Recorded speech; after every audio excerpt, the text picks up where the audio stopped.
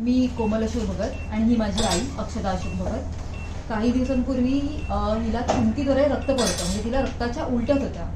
CT scan केल्यानंतर आमच्या असं लक्षात आलं की तिची लंग्सकडची एक रक्तवाहिनी फुटली होती, ज्याच्यामुळे ते रक्त तिला खोकला आला किंवा थुंकी त्याच्यामध्ये बाहेर जातं. सो डॉक्टर सातपुतेंकडे आम्ही जेव्हा गेलो तर त्यांनी आम्हाला सांगितलं की एक ॲम्ब्युलायझेशन म्हणून एक प्रोसेस आहे जी करायला लागणार, ज्याच्यामध्ये जी फुटलेली रक्तवाहिनी आहे ती बंद करणार.